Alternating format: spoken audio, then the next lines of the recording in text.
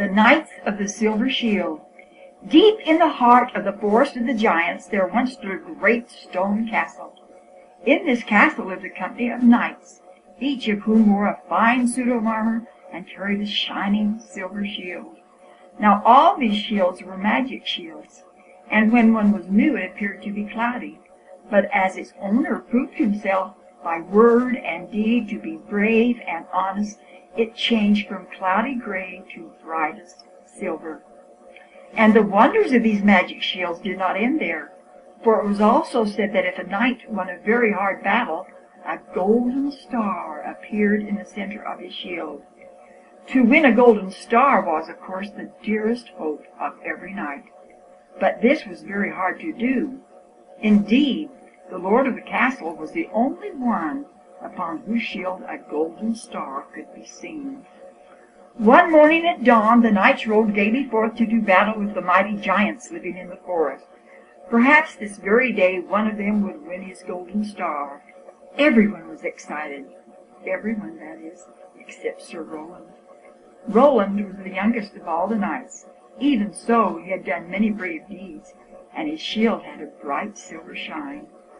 Today he had hoped that he too might try to win his star, but the lord of the castle had commanded that he stay at home and guard the castle gate. "Let no one enter these gates today," he said, "and Roland has given his word to guard them well." So now Sir Roland's heart was heavy. He stood beside the gate watching the sunlight dance upon the armor of the knights as they galloped away. "It doesn't take a brave knight to guard a castle gate," he thought. "The lord of the castle thinks I'm too young to win my star. I am young, but that does not mean I cannot be brave and true." But he knew that a knight must obey. He stood watching the disappearing knights until they were swallowed up by the shadows of the forest. After a time, one of them came limping back. "I've been hurt," he said. "Let me watch the gate so that you may go back and take my place." Now Roland could see that this man was not hurt, but was only frightened. And at first he was joyful at the thought of changing places. But then he remembered the promise he had made to the lord of the castle. "I should like to go," he said, "but a knight belongs where his commander has placed him. So I must stay here and guard the gate myself, and you must go back to the battle." Without another word the man turned and walked back to the forest. Roland watched him out of sight, wishing all the time that he could go instead. Presently there came an old woman down the road to the castle. She knocked loudly at the gate, and when Sir Roland looked out she asked him for food. She looked hungry and tired, and Sir Roland knew that she truly needed his help. "No one may enter these castle gates today," he said, "but I will send a servant out to you with food, and you may sit down and rest as long as you will." "I have just passed the place in the forest where the fighting is going on," said the old woman as she waited. "How goes the battle for our brave knights?" asked Sir Roland eagerly. "Badly, sir, I fear," replied the woman. "Those giants fight today as they have never fought before. You might better go and help your friends in the forest than to play the part of doorkeeper here." "Indeed, I wish with all my heart that I might," said Roland, "but I am commanded to guard the castle gates, and I cannot leave. I have given my word." "I should think that you would be much more useful out there," the old woman said. "You may well think so," answered Sir Roland, "and so may I. But it is neither you nor I that is commander here."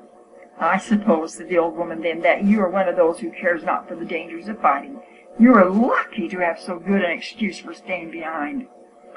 Sir Roland was angry at this remark. It was hard to be nice to the woman when she spoke unkindly, but a knight must be kind and gentle always. So when the servant came with the food a few moments later, Sir Roland gave to the old woman and wished her well. Then he shut the gate, saying to himself, "She's old and tired, and I am glad that I said nothing unkind to her." After a while Sir Roland heard someone calling from the outside. He opened the gate and saw standing at the other end of the drawbridge an old man in a long black coat. "Are you Sir Roland?" the little man called out. "Yes," replied Sir Roland. "What do you want? The castle is closed to all comers today." "Listen to me," said the stranger. "I have brought you a magic sword." And so saying, he drew from under his coat a wonderful sword that flashed in the sunlight. "This is the sword of all swords," he said, "and it is for you if you will carry it into the fight. Nothing can stand before it. When you lift it, the giants will fly before you like leaves before a wind." Now Sir Roland had never seen a sword of such beauty. "A magic sword," he thought. "I must have it. It will help me to win my star." He reached out his hand for it, and the little man came forward as though he would cross the drawbridge. But at that moment Sir Roland remembered the words of his commander, "Let no one cross the bridge today." "Stop!" cried Sir Roland. "You may not enter the castle today, nor may I go out. Keep your sword and be gone."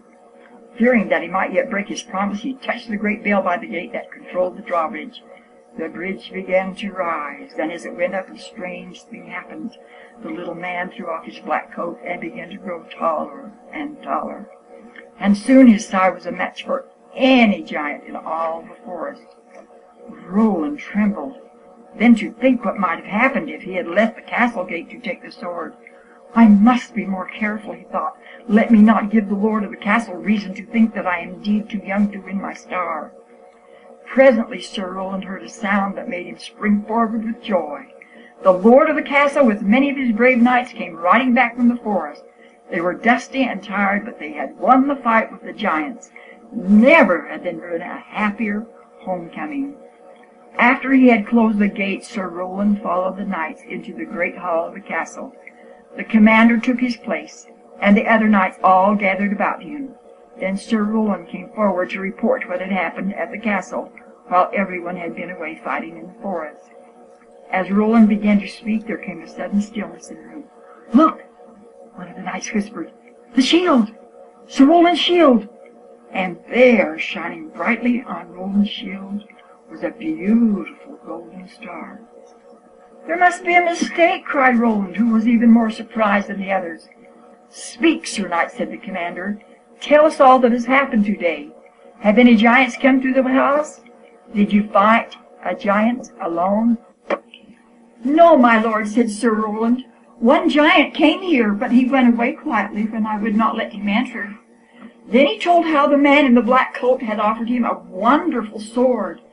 But I did not fight with him, my lord," said Roland. "I fought only with myself, to keep from breaking my promise."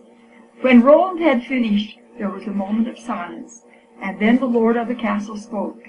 "A man may sometimes be mistaken," he said, "but our magic shields are never wrong. The star that we see on Sir Roland's shield proves that he has fought and won the hardest battle of us all today."